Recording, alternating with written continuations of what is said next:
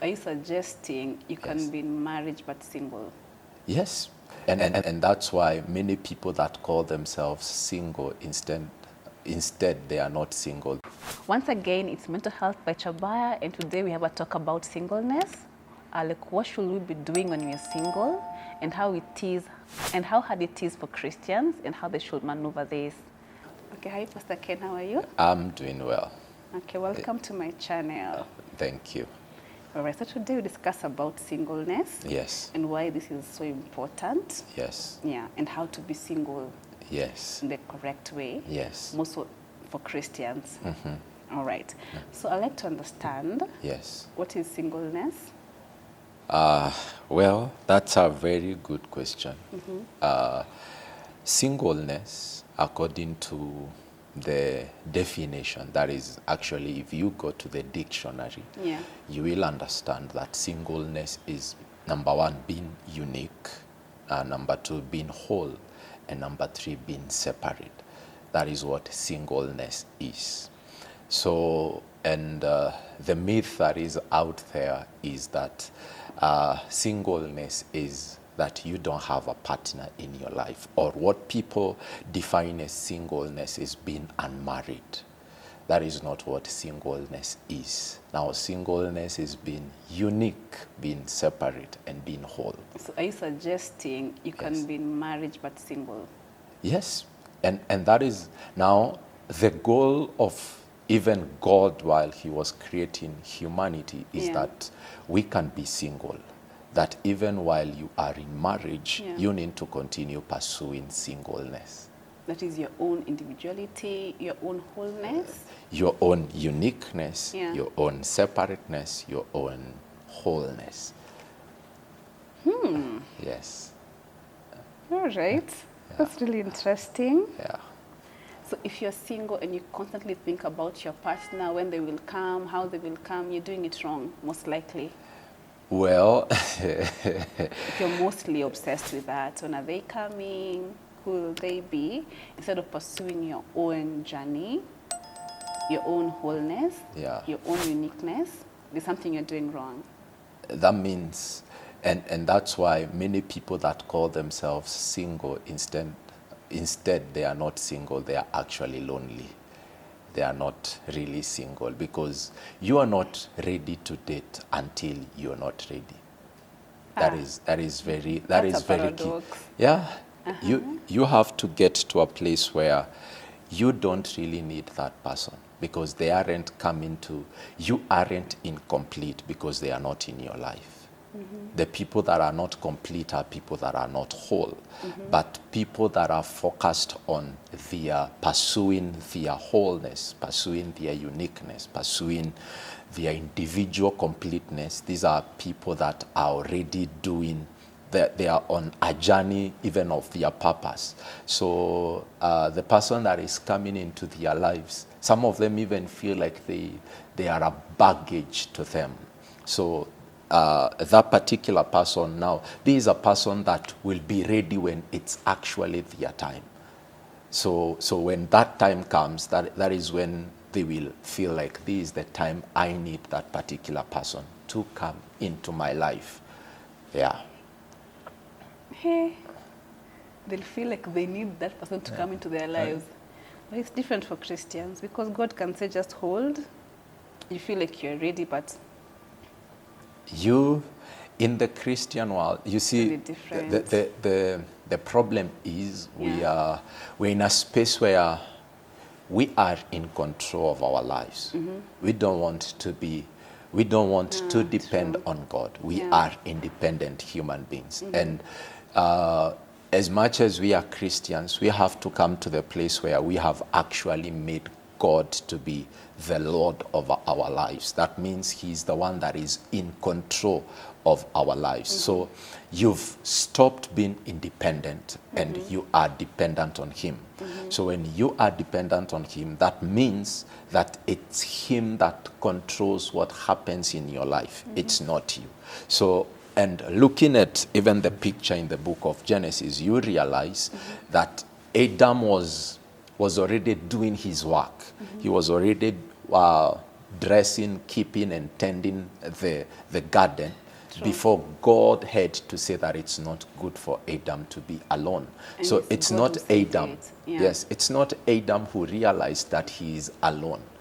So And that is actually where the problem is. So when we say that maybe when you're getting ready to have a person that you will date that will end up to be your wife, and we put it that they become your helpers, now we have a gap right there, because we think that when we have them, that's when we will be complete. But we are complete when we are alone. There's something you've said that is so profound. Yes. I think most of us are telling God it is not good for man to be alone. So God telling us that. Yes, yes. Which is very key, because it's God who knows the season that that person is needed in your life. It's not you. You don't know when you need the person. So that's why I'm saying so many of us are in trying to control our own lives instead of being dependent on him. So there's nothing like marital delay per se. Now, when we are talking about marital delay, now we need to define when a person is talking about marital delay, where are they coming from? Are they coming from a place? Because a story is told of a woman that was around 40 years, and she comes to this pastor's office and she's shouting at the top of her voice that I am tired of being single. But when the pastor sat down with the lady, they started having a conversation. The lady actually came to the place of realization. If I enter into marriage as the person that I am right now, I'll become a burden in my husband's life. So after the conversation, the lady was willing to continue pursuing her singleness and become a better version of herself, so that as she gets into marriage, she can become not a burden, but become a helper in the marriage. So while we are talking about marital delay, we need to define where is this person coming from. Are they coming from a place where they are under pressure from the parents, from the friends, or they themselves are under pressure? Are they coming from the place where they are lonely?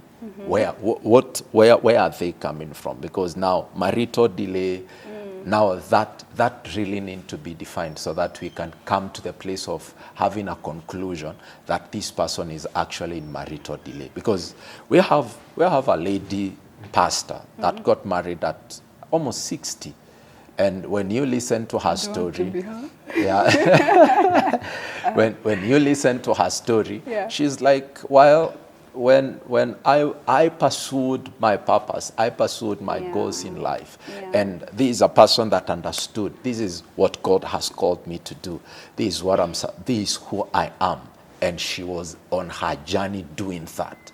And on her journey doing that, it's when she was 60 when God sent her husband on her way. Yes. It reminds me of Cynthia Nyamaya. God gave her a purpose to finish fast before they talk marriage. And she's now in her, I think, early 40s. And she still knows for sure God is going to send me a partner in my early 40s. Yes. Whereas now, that's a personal dealing. And you see, we can't teach personal dealings to people. But it's important for us to know God works with seasons with each and every individual. So you as a person, you need to understand what are the seasons that you're in with God each and every time. So if you are single and you're constantly dating or evaluating potential partners, you're doing something very wrong. You're lonely. Yes, you're sick. Simple. Sick is harsh. The desire of God is that we might be single. We might be pursuing purpose. We might be doing what He intends us to be doing. We might be spending so much time with Him. That is the desire of God. That's very profound. Yes. It's not really out there. Thank you. No, it's for real. Thank you. Okay.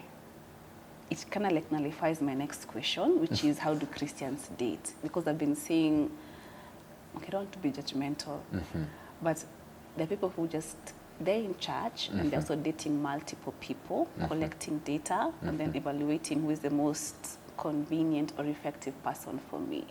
And I was thinking, should Christians also do that, whereby going on multiple dates, just to see, how is this person, then, okay, I think I prefer the previous date to this particular person. So it becomes very hectic. And that's why I'm saying, you Yeah. see, we need to come to the place where we understand. Yeah. That's why I started by saying most of us are independent. We want to do things how we want to do them. We don't want to be led. We don't want to be under control. We want to control our own lives. So when it comes when it comes to dating, when it comes to stuff with marriage, we also need to know that it's seasonal. It's supposed to happen at a particular season. So if that season has not yet come, please don't be in a hurry to start looking for that particular person. But many of us are under pressure. And that's why my greatest advice to people that are unmarried is to pursue singleness. Because as you pursue your singleness, in pursuance of your singleness, you come to the time when you feel, because as an individual, it comes to a time when you feel that this is the right time when I need a partner in my life. But there are others, because of their them not being single, them being unwhole, they just want to have a person in their lives because they think having people in their lives fills certain gaps, whereas God never created us with gaps. Actually, when you read the Bible, you'll understand that it's the desire of God that we should be whole in our spirits, in our souls, and in our bodies. That is the desire of God. And if that is the desire of God, it means that's something that we should be pursuing. And as we pursue that, I believe that is the place where now we will be able to understand when our season of needing another person comes. Because that's very key. Because we have people that are trying to pursue what? To pursue ladies, to pursue gentlemen for relationships. But they are not ready for that. It's not even their season. Yeah. There's this concept in psychology called codependency, where people are they're unable to stay single. So it's almost like you need another person to feel whole or to exist. Now, coming to Christianity, I'm seeing it as you're in your single phase, but most of your prayers surround when will God give me a partner. And you spend so much of your time in seminars about courtship, doing the most to be seen as well, instead of just taking time to ask God, what's my purpose and how do we go about it now that I'm single? Yes. And I feel like Christians sometimes, kuna that black spot of mental health. There could be a Christian girl who's watching us and, and she akona this insatiable desire to be the partner, and they don't even know why. Yeah, so I think they should just check that out. Like, are they codependent? They have not learned to be self-sufficient and to be independent. No, that's very true. So they have this this huge craving to be with somebody. Yes, and that's why I said you're not ready to be with a person until you feel you're not ready. All right. Yes.